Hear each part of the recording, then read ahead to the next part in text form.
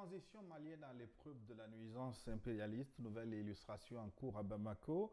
Par une énième tentative de déstabilisation déjouée, plusieurs arrestations opérées, 2 généraux, une dizaine de sous-officiers et un officier français chef d'orchestre, dit-on, tous au Niouf. Les dernières révélations du nouveau complot contre Assimi Goïta à suivre dans votre forum du jour qui accueille Didier Noureddine Alou. Cher ami, bonjour. Bonjour Gilles, bonjour à tous les téléspectateurs. Didier est journaliste. Il est également spécialiste en communication pour un changement de comportement social, directeur général d'Africa Dev, Afrique et Développement. En sa compagnie, l'homme qui ne bouge pas, il nous fait plaisir d'être au plateau encore une fois aujourd'hui. Sagoyou Kegeoui, bonjour Excellence. Bonjour Gilles et bonjour aux téléspectateurs. J'espère qu'ils sont tous déjà revenus de la messe et qu'ils sont prêts pour la et qu'ils vont nous tenir compagnie. Voilà, messe sans quête, ni World Forum. Sagoyou Kegeoui, journaliste, ancien ambassadeur du Togo, Mali. Les dernières révélations sur le complot contre Assimi Goïta, c'est le thème du jour. Si vous en savez quelque chose, vous êtes conviés à enrichir cette émission via des messages sur nos réseaux sociaux YouTube, Facebook ou alors WhatsApp plus 228 96 08 43, c'est le numéro pour nous écrire. Et pour la première partie avec nos invités, alors vous êtes certainement au courant de la dernière, à Bamako, tentative de déstabilisation avec plusieurs arrestations. Quelles sont les principales figures de cette tentative, cette nouvelle tentative contre le régime de Bamako, Didier Noureddine Alou? Je commencerai d'abord par féliciter le gouvernement malien et le peuple malien qui n'ont laissé aucune place à la pagaille et au désordre et qui ont démantelé très tôt le complot et qui, comme on le dit en Afrique, ont rapidement saisi les taureaux par les cornes afin que ce mauvais taureau ne déraille pas et ne détruise tout sur son passage. Donc félicitations, chapeau et bravo au peuple malien, au peuple de l'AES et aux dirigeants. Mais nous avons quand même, il faut dire que l'Afrique continue d'avoir des difficultés par rapport à la qualité de ces cadres qui ont, par rapport, je dirais, à la loyauté des hauts gradés et à leur patriotisme, surtout des grands officiers qui ont été formés dans les écoles militaires, notamment en France. Parce que quand je regarde les profils des 2 hauts gradés qui sont mis en cause dans cette affaire, je vois le général Abbas Dambélé, qui est un grand homme dans l'armée malienne, qui n'est pas un célèbre inconnu. C'est quelqu'un qui a eu un parcours. Et quand j'ai fait une petite investigation, je vois sur mes fiches ici qu'il a été notamment gouverneur de Mopti. Ouais.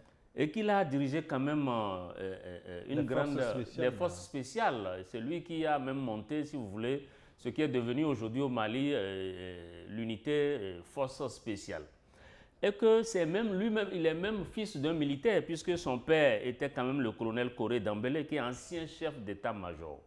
Donc ça veut dire que c'est quelqu'un qui a déjà le travail, l'arme en lui, c'est-à-dire que c'est quelqu'un qui a le métier en lui, qui a été bercé dans une famille militaire, parce qu'il avait quand même déjà un père militaire à la maison qui lui a communiqué les valeurs militaires. Donc il y a ce profil. Et puis il fait partie des gens qui ont formé, je le rappelle, le président Assimi Goïta, puisqu'il a dirigé l'école de l'état-major du Mali. Donc, et on pourrait continuer à en citer, parce que je vois aussi que c'est lui qui a conduit l'opération spéciale qui a permis l'arrestation du général Amadou Aya Sanogo, auteur du coup d'État de 2012. Donc, ce n'est pas... Comment l'appelle-t-on? ATT. ATT. Donc, vraiment, ce n'est pas n'importe qui dans l'armée malienne. Et puis, il y a aussi cette générale de brigade, Nema Sangara, qui aujourd'hui, on peut dire quand même que c'est l'une des réussites, les meilleures réussites militaires des femmes sur le continent, en tout cas de notre côté ici en Afrique de l'Ouest. Ça fait partie des profils que nous pouvons vendre auprès de nos filles et auprès de nos petites sœurs qui ont envie de faire le métier d'âme. Donc vraiment, c'est des exemples. Et puis, ces 2 profils ont un point commun. Leur point commun, c'est qu'ils ont reçu des formations en France. Comme la plupart des officiers, des grands généraux des pays francophones d'Afrique ont toujours, quelque part, à un moment donné de leur formation, reçu des formations en France. Alors, ceci pose quand même le problème. Comment des gens qui, en principe, sont censés sécuriser le pays, sont devenus ceux qui se sont transformés en déstabilisateurs de leur pays? Que de sacrifices consentis par les pays de l'AES, que de sacrifices consentis par les populations, que de sacrifices consentis par les autorités et tous les Africains du monde entier qui soutiennent la marche de l'AES et se rendent compte aujourd'hui qu'il y a de ces hauts gradés dans l'armée malienne, en intelligence avec l'extérieur, parce qu'il faut parler aussi de ce Français, ce certain Yann Christian Bernard Vizilier, qui aujourd'hui est celui par lequel la France veut passer au Mali pour recruter les personnels qu'il faut pour mobiliser la logistique nécessaire pour pouvoir interrompre toute une marche lancée par les populations du Sahel. Donc c'est assez déconcertant, c'est pathétique et ça ne se comprend pas. Et encore une fois, disons que malgré le communiqué du Quai d'Orsay, qui cite la Convention de Vienne et qui tend à couvrir ce Français qui, rappelons-le, est quand même lieutenant-colonel de l'armée de l'air française. Et dans les conditions actuelles, on voit mal comment la France peut venir le dédouaner et mettre en avant la Convention de Vienne qui protégerait les diplomates. Je crois qu'à partir du moment où un diplomate est versé dans le terrorisme, est versé dans la déstabilisation d'un État, il n'est plus du tout couvert, et c'est normal, il n'est plus du tout couvert par aucune convention de Vienne. La convention de Vienne, c'est pour des diplomates qui viennent faire le travail de diplomatie et non le travail de déstabilisation ou le travail de terrorisme. Donc aujourd'hui, le jeu est clair. Quand nous disons aux gens sur ce plateau que la France est aux aguets, que l'impérialisme est toujours à l'œuvre pour pouvoir arrêter la marche des peuples du Sahel, en voilà aujourd'hui la preuve. Et la preuve est bel et bien là. C'est des valets locaux, c'est des gens qui sont censés nous sécuriser, qui malheureusement sont en intelligence avec l'extérieur pour nous déstabiliser. Cela est pathétique, c'est regrettable tout simplement. Mais pour le moment, officiellement, elle clame son innocence, la France. Excellence, nous parlons des grandes figures de cette nouvelle tentative de déstabilisation au Mali. Oui, j'entends Didier faire l'éloge du général Dembélé. C'est bien, on ne l'a pas arrêté pour insuffisance de résultats. On ne l'a pas arrêté pour fuite devant l'ennemi. C'est un brave soldat. Et les braves soldats, Dieu seul sait combien il y en a au Mali. Depuis le soldat première classe au général. Ils nous ont montré et démontré leur capacité guerrière. Mais il n'est pas le fondateur des forces spéciales. C'est des choses qui ont été initiées et créées au temps du président Ibeka. Et ce n'est pas Dembélé qui était devant. Donc, à César, ce qui est à César, et à Assimi Goïta, ce qui est à Assimi Goïta. Voilà. Donc, c'est bien, tout ce que tu as déroulé, c'est bien, c'est vrai. Malheureusement, on ne va pas jeter l'anathème sur tous les officiers formés en France. Là, on doit dissoudre nos armées. Parce que c'est eux. C'est là-bas qu'ils ont été formés. C'est ces dernières années qu'on trouve quelques officiers qui vont se former en Chine. Il y en a qui vont en Chine. Il y en a qui vont dans des écoles des autres pays africains pour se former. Sinon, la plupart, ils ont été formés en France parce que, et c'est là qu'il faut voir les choses en face, avoir le courage de dire les choses. La France reste le seul État impérialiste du monde aujourd'hui qui régente des pays faibles et des pays pauvres avec pour mission de les appauvrir toujours davantage et de ne leur donner aucune chance de jouir ni de liberté, ni de souveraineté, ni de leur richesse. Donc, à partir de ce moment où nous savons, les pays du Sahel, je suis surpris qu'ils soient surpris de ce qui arrive. Parce que ce soit au Burkina, au Mali ou au Niger, ou aux autres pays qu'on soupçonne de sympathie avec les pays du Sahel, mais c'est coup d'État permanent. C'est coup d'État permanent. C'est-à-dire que c'est des poupées russes. Tu fais un, tu sors un, et puis il y a un dans l'autre, il y a l'autre, ainsi de suite. C'est des coups d'État en poupées russes. Donc, ce n'est pas la peine qu'on s'étonne de ce qui arrive. Je dis ceci que quand on forme nos officiers en France, on les forme bien. Je n'ai rien à dire à leur formation. Je ne suis pas militaire, je ne me connais pas pour apprécier la qualité de la formation. Mais malheureusement, la même France est venue au Sahel avec les officiers qu'elle a formés qui n'ont rien fait devant les terroristes. Alors la question, vous-même Français, vous étiez là? Vos officiers que vous nous avez formés étaient là? Est-ce que les terroristes ont une école militaire plus efficace que la vôtre? Plus efficace que Saint-Cyr? Je ne sais pas. Mais ça ne suffit pas de former les gens au maniement des armes. Dans les pays disciplinés, dans les pays où l'armée est là pour travailler pour le peuple, quand tu finis de te former au métier des armes, ou en même temps parallèlement, on doit te former au patriotisme. Et il faut une formation idéologique. Dans nos pays, il n'y a pas d'idéologie. Quand tu parles d'idéologie, on t'envoie en Chine ou en Corée du Nord. Mais regardez justement ces pays, comment ça marche, comment il y a l'ordre. J'imagine mal un général nord-coréen en train de vouloir déstabiliser le pays ou un général chinois en train de vouloir déstabiliser le pays parce qu'ils ont reçu une formation idéologique solide et une formation patriotique à toute épreuve. Que voulez-vous? Qu'on donne aux Africains qui se forment en France des cours de patriotisme. Patriotisme suppose l'amour de ta patrie, de ton pays. Alors, on ne peut pas leur dire en France, aimez vos pays. Il faut aimer le Mali, il faut te battre à mort pour le Mali, il faut te battre pour le Niger, il faut te battre. On ne leur enseigne pas ça. Donc, ceux qui viennent et nous rester fidèles et nous défendre, mais c'est des miraculés. On doit les féliciter. Sinon, aucune formation patriotique, aucune formation idéologique. Ils sont laissés à eux-mêmes et à eux-mêmes d'apprécier le service qu'ils sont disposés à rendre à leur pays.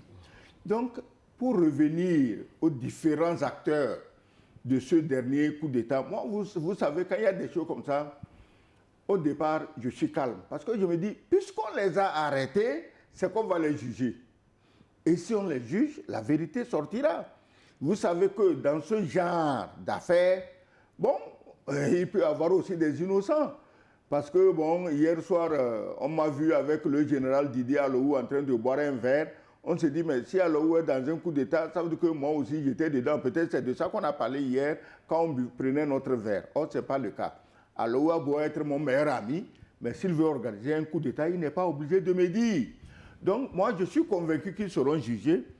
Vous allez voir que, bon, peut-être il y a des gens qui sont innocents, ils rentreront chez lui. Moi, je fais toujours confiance. Assimi Goïta a démontré son calme, son esprit pacifique, parce que c'est des gens qui ont fait des coups d'État sans effusion de sang. Ce n'est pas aujourd'hui qu'il va commencer à faire couler le sang si ce n'est pas nécessaire. Donc, le général Dembélé, aussi méritant qu'il est, mais il y a autant d'autres généraux aussi méritants, des colonels aussi méritants, des commandants, des capitaines, de simples soldats aussi méritants. Il faut écouter les histoires du front pour savoir qu'il y a des soldats qui ne sont malheureusement pas très gradés, mais quand il s'agit de faire la guerre, tu as envie de le proclamer général sur le terrain, en même temps, ici et maintenant. Donc le général Dembélé, je ne le connais pas, c'est quelqu'un qui sert son pays, il a servi jusqu'à aujourd'hui. La dame, c'est son cas qui est plus pathétique.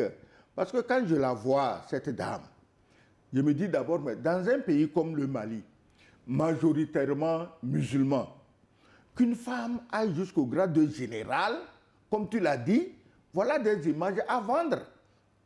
Aussi bien dans nos pays qu'à l'étranger. Parce que les femmes générales, ça ne court pas les rues, même dans les pays soi-disant développés, démocratiques, ouverts. Mais il y a des comportements misogynes dans ces pays. Rares sont les pays, même en Occident, où des femmes sont générales. Bon, il y en a aux États-Unis, j'en ai entendu parler, mais rarement dans ces pays démocratiques de machin. Donc cette femme est digne de tous nos respects, de toutes nos félicitations, de toutes nos éloges. Mais maintenant, je me demande, à son âge, et quand je l'ai vue, ce n'est pas une femme qui fait chichi, ce n'est pas une femme qui met des millions pour rougir la peau, pour détendre, faire les cheveux. Mais comment elle peut se laisser corrompre, celle qui a l'air de mener une vie spartiate, c'est-à-dire une vie simple. Je l'ai vu, tu regardes la photo, hein, les photos, elles ne sont pas travaillées, elles sont envoyées comme ça, brutes. Donc, il y a la femme, il y a l'homme, le Dembélé, et maintenant le pauvre Français. Le pauvre Français, pourquoi j'ai dit pauvre? Parce qu'effectivement, ce gars, Didier, si tu le vois, il a plutôt la gueule d'un petit soulard du quartier. Regarde bien sa photo. Tu ne ferais pas attention à lui. Et c'est là que je dis qu'il a vraiment la tête de la fonction. Parce que ces gens qui sont là, qui sont envoyés pour troubler l'eau, pour retourner les gens contre leur propre pays, ils ne doivent pas payer de mine. Leur apparence ne doit pas être inquiétante.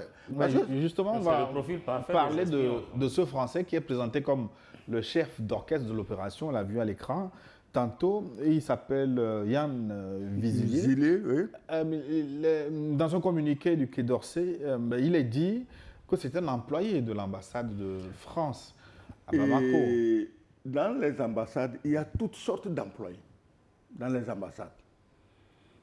N'oublie pas, on avait pris, je crois, 4 types au Burkina Faso qui, selon le Quai d'Orsay, c'était de pauvres informaticiens venus brancher les câbles de 2 ou 3 ordinateurs.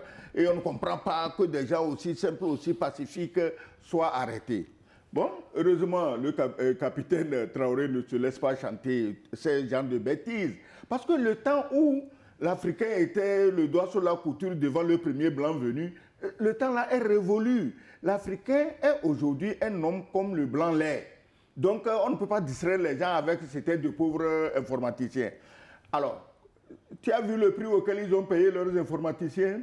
Je crois que si un informaticien peut coûter aussi cher aux contribuables d'un pays, ça doit être c'est qui? C'est Hawking, le savant là, Hercule Hawking, ou bien c'est Einstein. Parce que sinon, moi, je ne paierais pas autant pour un petit informaticien.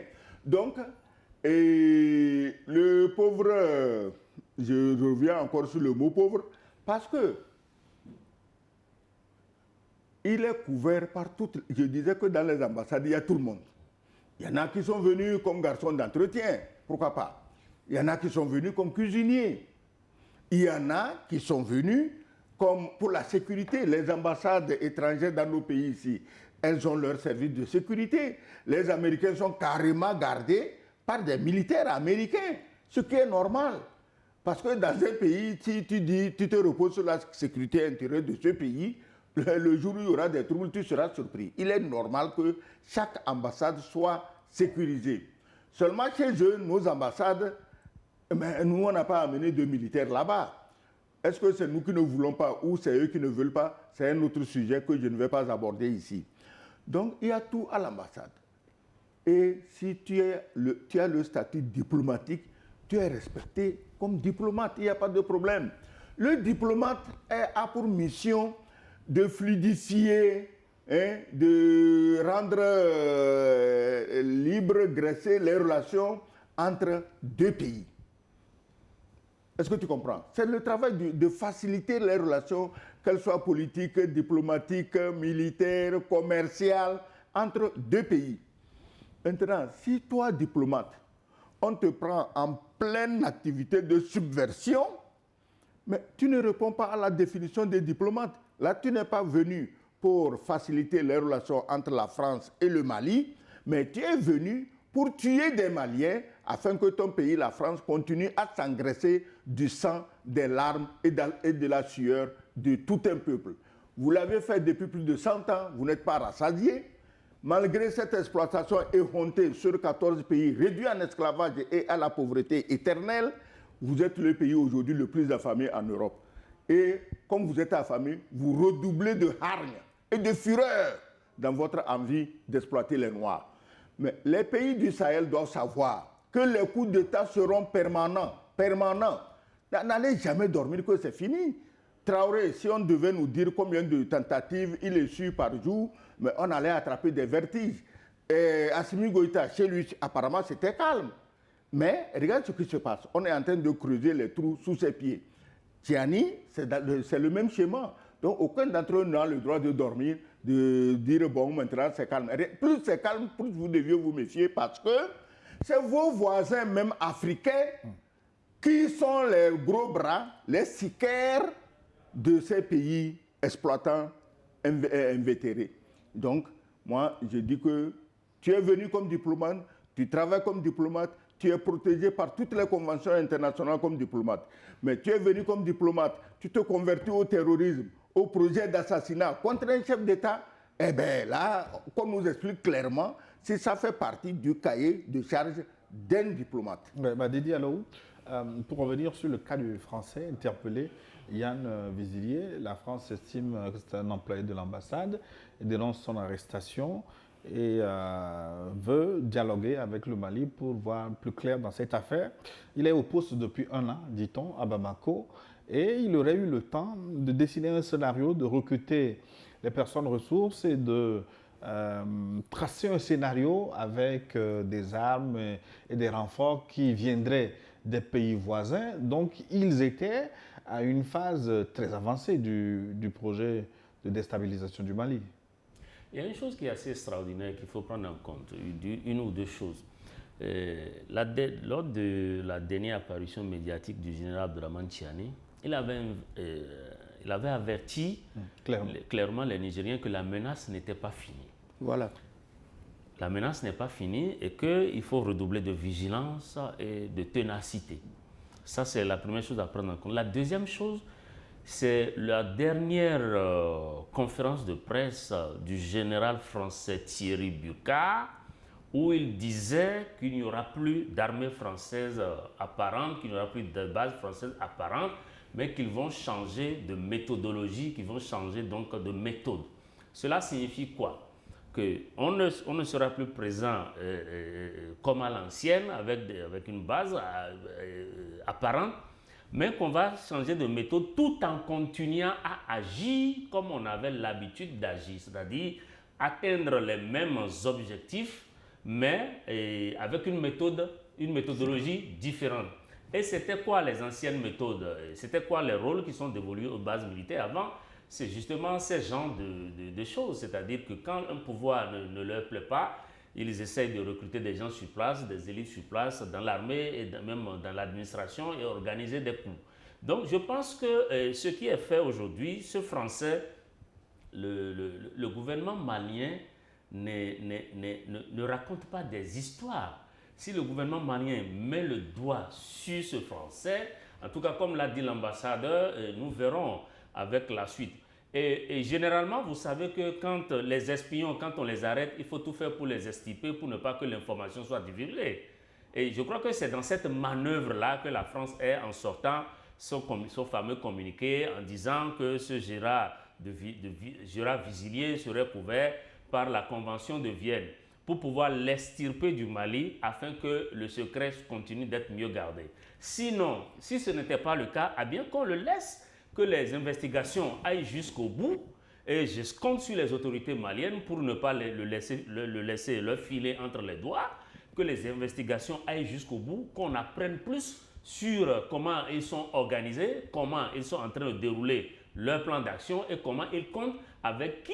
Déjà, on parle de 55 personnes arrêtées en tout et pour tout, et que les investigations se poursuivent. Donc, on attend de voir quelle est l'étendue du complot, avec qui tout ça est fait. Mais sinon, cette histoire de convention de Vienne qu'essaie de mettre en avant le Quai d'Orsay, c'est complètement des histoires dans la mesure où ce Gérard Vézilier, qui est lieutenant-colonel de l'armée française et qui n'a pas déserté et qu'on essaye de couvrir avec un titre de diplomate aujourd'hui, eh bien, nous voulons mieux savoir sur ce dossier et comprendre jusqu'à quel point la France elle-même serait-elle mêlée à cette situation. Non, la France ne peut pas être mêlée à cette situation. Ce n'est pas une simple question de mêler, c'est une question d'organiser. Qui a intérêt à renverser le pouvoir patriotique et souverainiste au Mali? Ce n'est pas le Mali lui-même. Mais je reviens sur le Français arrêté. Il est lieutenant-colonel de l'armée de l'air. Or, notre sœur générale malienne est générale de l'armée de l'air. Oui, bien Donc, sûr. il n'y a pas de hasard. Donc cet espion français n'a pas été envoyé par hasard. Il a été aiguillonné sur des gens qui, a priori, seront sensibles à ces arguments. Ce que je voudrais dire, en Afrique, nous devions faire extrêmement attention.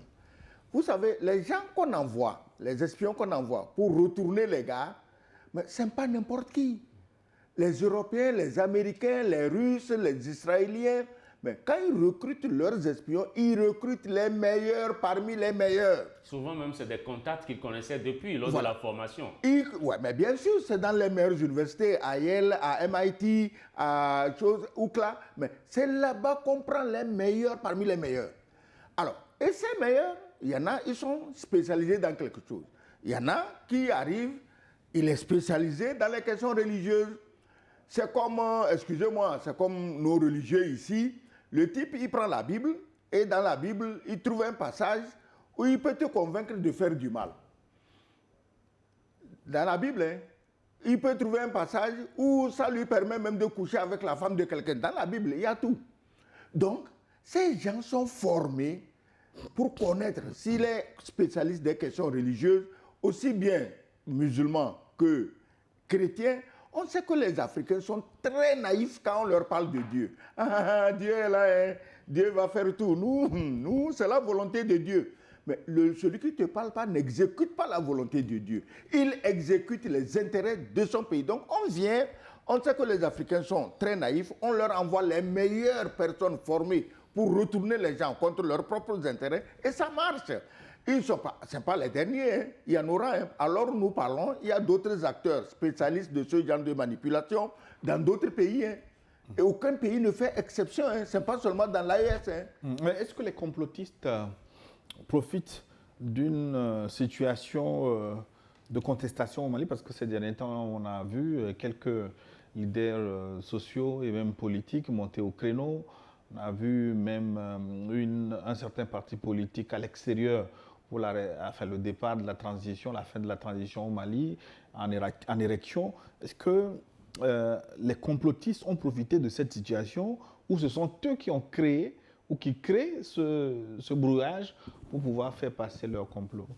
Je pense que la conspiration, elle est permanente. Elle est permanente et elle prend en compte tous ces aspects que vous venez d'évoquer.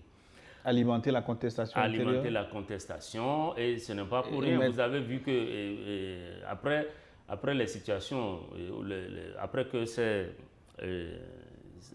les présidents Goïta, Tiani et Traoré ont pris le pouvoir, vous avez vu toute la panoplie de sanctions qui a été déroulée et le Niger l'a subi très durement. Donc ce n'est pas des fruits du hasard, tout ça c'est bien agencé, c'est bien organisé. Et que jusqu'aujourd'hui, vous avez vu aussi, rappelez-vous de la dernière réunion de l'UEMOA ici à Lomé. Donc c'est des exemples, c'est des stratégies qui sont mises en place pour essayer d'abord, d'étouffer les pays économiquement, parce que quand les pays sont étouffés économiquement et qu'on leur maintient la pression sécuritaire pour que le peu de ressources dont ils disposent, qu'ils les consacrent carrément, parce que tous les pays de l'AES aujourd'hui mettent près de 50% de leur budget dans l'armement, dans la sécurisation du territoire. Et ça fait que la pression économique est ressentie. Or, le peuple, quand il y a beaucoup de pression économique, le peuple s'enlace et rapidement, ça peut créer donc des soubresauts, ça peut créer des manifestations.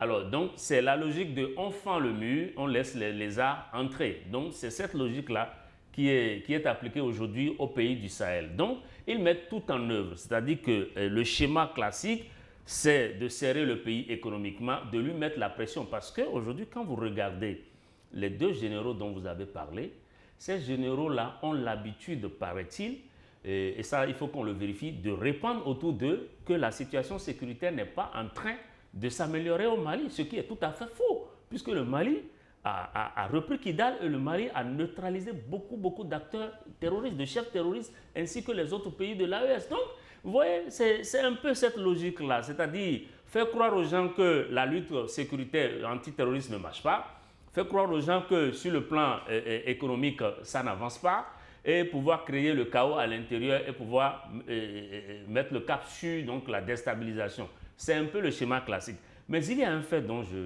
j'aimerais quand même parler ici, c'est que la plupart des officiers qui dirigeaient les opérations qui étaient installées au Mali, en tout cas notamment pour ce qui concerne les Européens, beaucoup sont partis, mais beaucoup sont revenus sur d'autres casquettes.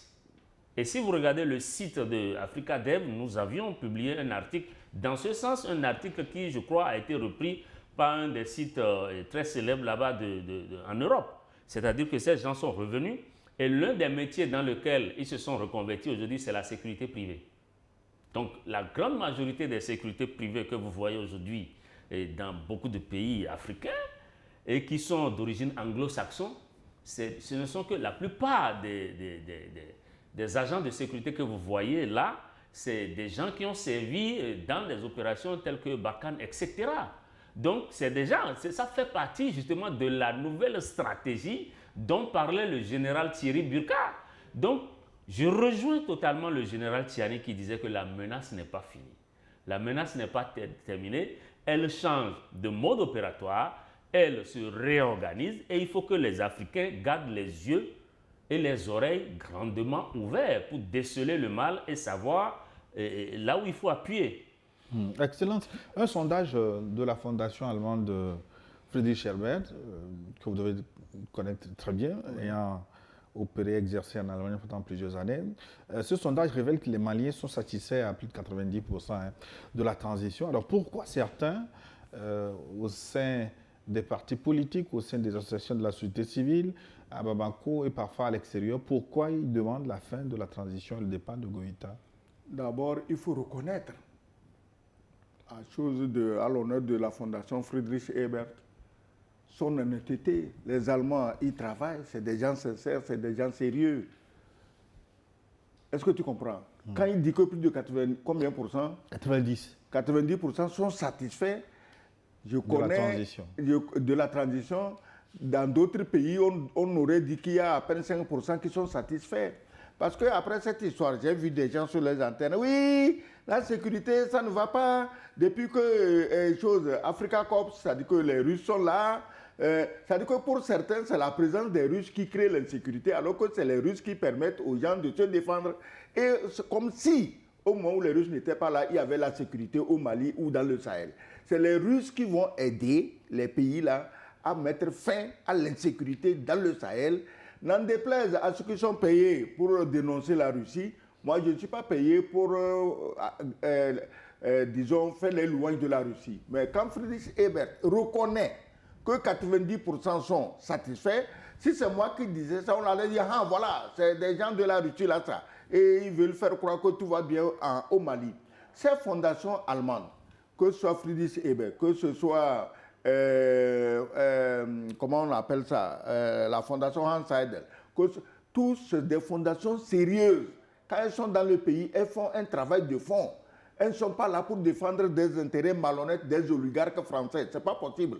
Parce qu'ici, les autres pays viennent, il faut s'assurer que Bolloré doit continuer à piller nos ports, il faut s'assurer que Elf doit continuer à piller le pétrole, il faut s'assurer que l'autre là qu'on a chassé du chose doit continuer à piller notre uranium, il faut s'assurer que tel va continuer à piller l'or des Africains. Alors on fabrique tout et son contraire pour jeter sur les Africains. Et comme les Africains ne sont pas perspicaces, ça marche dans leur tête. Donc, la fondation Friedrich Ebert a fait un travail vraiment à saluer et les Maliens devaient en tenir compte. Ça ne veut pas dire qu'il faut dire, ah bon, quand 90% sont satisfaits, ça va, non. Travailler à ce que 100% soient satisfaits. Maintenant, tu parlais tantôt d'un parti politique à l'étranger qui a fait quoi? Mais il faut laisser ces affamés-là, ils sont habitués à vivre gratuitement, grassement sur le dos du peuple. Et ils ne comprennent pas aujourd'hui, on leur arrache cette gratuité de la bouche comme ça au nom de l'intérêt du pays. Donc ça continuera. Il y aura toujours des petits zozos qui vont continuer. On leur envoie des caisses d'argent. Il est assis sur la caisse d'argent, il se prend pour quelqu'un. Il faut s'asseoir non pas sur les caisses d'argent, mais il faut s'asseoir sur il faut plutôt agrandir, renforcer la dignité du peuple malien. Que ce soit le peuple malien, burkinabé, nigérien, comme tu l'as souligné, naturellement, les sanctions amènent des problèmes, des complications. D'accord, mais les problèmes, il y en a partout, même dans les pays où il n'y a pas la chose, il n'y a pas le terrorisme, même dans les pays qui n'ont pas été victimes comment on dit ça, de sanctions. Le pays où on va à l'Élysée, on prend des décisions. Les gens ne vivent pas mieux là-bas que dans le Sahel. Est-ce que tu comprends? Les gens ne vivent pas mieux dans ces pays qui ont le doigt sur la couture devant la France pour dire, et l'autre qui dit, vous avez chassé les Français, vous avez eu quoi? Les gens ne vivent pas mieux chez lui que dans le Sahel. Il faut qu'on se dise la vérité. Il faut qu'on demande l'avis des populations et non l'avis de ceux qui sont assis au palais. Parce que dans le palais, on peut tout dire. Vu du palais, tout est rose, tout est beau, tout est gentil. Donc, moi, je crois que comme l'a souligné Didier, et comme je l'avais dit, le coup d'État est permanent. Nous avons affaire à un État impérialiste insatiable. Je dis bien insatiable. Il ne vit que du sang, des larmes et de la sueur des pauvres noirs. Beaucoup de téléspectateurs sont d'ailleurs d'accord avec cette interprétation de l'actualité. Comme Sansan Kambou, par exemple, il dit qu'est-ce qu'il dit? Nous savons tous que les complots ne cesseront pas. Il faut juste être vigilant et continuer le travail. Les consciences vont finir par rallier lorsque l'évidence parlera d'elle-même. Nous voyons aujourd'hui comment, en 3 ans au Burkina, les autorités ont assaini et changé les mentalités. Plus personne ne veut être spectateur du développement. C'est un modèle à dupliquer dans les autres pays de l'AES et même en Afrique. Un dirigeant, c'est comme un père gentil, conciliant mais ferme. Je vous souhaite un très bon dimanche et que Dieu vous garde. C'est Sansan Kambou, fier citoyen de l'AES vivant au Canada. Ils sont nombreux à dire la même chose, comme Sansan Kambou. Mais je voudrais qu'on revienne un peu sur le sondage dont je parlais, réalisé par une ONG allemande. Ce sondage est intéressant dans la mesure où, malgré les difficultés, Tiani l'a évoqué, les conditions financières ne sont pas très roses. Les Maliens aussi sont confrontés à des coupures d'électricité récurrentes. Les caisses ne sont pas très garnies. Malgré ça, les citoyens de l'AES sont fiers des changements qui sont en train d'être opérés. Oui, il ne peut en être autrement parce que d'abord, le peuple du Sahel, c'est un peuple héros, il faut le féliciter parce que malgré les pressions de part et d'autre qui leur sont imposées, ils arrivent à tenir debout et qu'aujourd'hui, la politique de la main tendue n'est plus d'actualité dans ces pays. Apparemment, ils sont prêts à faire le sacrifice. Mais bien sûr, il faut être prêt à faire le sacrifice qu'il faut pour son pays. Et c'est ça qui nous a manqué pendant longtemps, en tout cas, dans beaucoup de pays francophones d'Afrique, c'est ça qui nous a manqué. Avoir des dirigeants déterminés qui sont là effectivement pour l'intérêt de leur nation, l'intérêt de leur peuple, et avoir des peuples qui comprennent, qui ont conscience de la nécessité de se serrer la ceinture et d'avancer coûte que coûte, malgré les sanctions. Cette fondation a fait un travail remarquable, comme l'a souhaité l'ambassadeur Sogoyou, parce que effectivement, les 10% de Maliens qui chercheraient, qui ne sont pas d'accord avec le pouvoir malien, le pouvoir du président Assimi Goïta, bon, on peut le dire, c'est-à-dire que dans un pays, tout le monde ne peut pas voir les choses de la même sorte. Ce qu'on demande, c'est juste que les gens critiquent de manière objective. Or, ici, qui sont ceux-là? Ceux qui mettent la pression aujourd'hui pour que la transition s'arrête. C'est qui ces gens? Mais c'est des gens qui étaient habitués à la facilité, notamment une certaine classe politique qui est pressée de revenir rapidement aux affaires et de pouvoir donner du poil de la bête à l'impérialisme pour reprendre ce qu'ils savent faire de mieux, à savoir le pillage. Aujourd'hui, vous avez vu dans quel état se trouve la France. Pensez-vous réellement que la France peut continuer peut laisser les pays de l'AES tranquilles, à ne plus bénéficier de l'uranium du Niger, à ne plus bénéficier de l'or à ne plus bénéficier de toutes les ressources naturelles de ces pays, mais je ne crois pas du tout à ça. Voilà pourquoi vous avez vu que la pression, elle est permanente sur le Burkina Faso, la pression, elle est permanente sur le Mali, et que même le Niger n'est pas épargné. Donc la pression et la menace, elle est continuelle, parce que tant que ces pays vont changer de politique, vont continuer dans leur politique de rompre avec l'impérialisme, eh bien on ne leur collera pas la paix. Voilà pourquoi il faudrait que le pays, le peuple d'Israël reste déterminé, qu'il y ait une prise de conscience généralisée au sein même de l'armée. Parce qu'en réalité, si l'armée qui est donc l'institution qui donne le ton par rapport à cette lutte anti-impérialiste, s'il y a des brebis galeuses dans ces armées, vous voyez un peu ce que ça veut dire. Et puis j'aimerais faire noter que depuis longtemps, les impérialistes n'ont pas changé de méthode. Leur principale méthode, c'est le diviser pour régner. Ils l'ont toujours fait et ils ne sont pas prêts de le changer. Donc, c'est toujours parmi nous, c'est toujours parmi nos armées, c'est toujours parmi nos élites qu'ils vont recruter des gens, les endoctriner, leur promettre de l'argent, parce qu'en réalité, c'est ça. Les hauts cadres africains, en tout cas francophones, ont des difficultés avec l'argent. Souvent, ils n'arrivent pas à choisir entre ce qui est avantageux pour leur pays et ce qu'eux-mêmes peuvent avoir tout seuls. Vous voyez des cadres africains aujourd'hui qui ne se gênent pas d'avoir beaucoup de maisons à eux tout seuls, d'avoir beaucoup de richesses à eux tout seuls, des richesses financières bien sûr, et que tant mieux si le pays peut continuer à vivre dans la pauvreté, ça ne les regarde pas du tout. Donc il y a un problème, mais Didier, il y a un problème à ce niveau. Si on fait gonfler le compte d'Africa Dev aujourd'hui, est-ce que le langage ne va pas changer? Non, je vous en prie, ne blaguez pas de cette façon sur un plateau aussi sérieux. Nous parlons là de la détermination et je vous informe que ce n'est pas la quantité d'argent qu'il y a sur le compte d'Africa Dev qui va émousser notre patriotisme, notre engagement en faveur. Bien au contraire, ça va nous aider, ça va nous propulser dans notre élan de patriotisme pour nos pays et pour notre continent. Excellence, avant la pause, très rapidement, que doit-on faire de ces personnes qui sont arrêtées, notamment les Français? J'ai tantôt dit qu'il faut les juger. Il faut les juger, c'est tout. C'est-à-dire que on a beau dire que c'est un régime putschiste, mais c'est malheureusement, ou plutôt heureusement, un régime qui respecte la démocratie, qui respecte les droits de l'homme. Donc, on les jugera selon les règles, comme c'est des militaires. Peut-être c'est une cour militaire ou martiale, comme on dit, je ne sais pas, je ne suis pas juriste, hein, toi tu en sais plus que moi peut-être, qui va les juger. Peut-être un procès public comme ce qui a été fait au Burkina, pour qu'on sache au moins pour une fois qui fait quoi et comment. Mais pourquoi pas? Si c'est le modèle que le peuple choisirait, il faut faire ce que le peuple souhaite.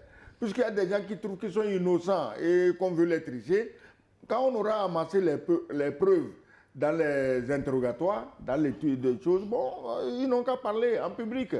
Et si quelqu'un est innocent, il est innocent, qu'on le laisse. C'est tout, c'est pas bon. On l'a déjà attrapé, si on le laisse, on va dire, ah, pourquoi on avait attrapé un innocent? Non. Il faut attraper autant que faire se peut. Mais dans ces genres de situation, on peut même faire des arrestations à titre préventif. À titre préventif. Si on sent que vous n'êtes pas clair, on vous arrête d'abord, ensuite on vérifie. On vérifie. S'il n'y a rien à vous reprocher, s'il n'y a rien, tu rentres chez toi tranquillement. Donc, moi, je crois en la justice. Je crois qu'on va le juger. Et la justice décidera. Ce n'est pas quelqu'un sur un plateau de télévision de dire qu'est-ce qu'on doit leur faire. La justice décidera et le peuple appréciera. Voilà. Nous allons marquer une pause pour des impératifs commerciaux, une nouvelle édition du journal sur votre chaîne. On se retrouve dans une dizaine de minutes pour la deuxième partie, la seconde partie de New World Forum. Et là, je me ferai le plaisir de relayer vos messages qui sont très nombreux. Ça continue de tomber. Vous pouvez nous écrire via WhatsApp, mais aussi sur nos réseaux sociaux sur lesquels nous sommes en direct, notamment notre chaîne officielle New World TV, la chaîne YouTube. Nous sommes également sur Facebook grâce à la doigté de Didier Samon. Ils sont à pied de vous pour pouvoir vous permettre de suivre cette émission en direct. Donc une pause, 10 minutes, on se retrouve pour la seconde partie. À tout de suite.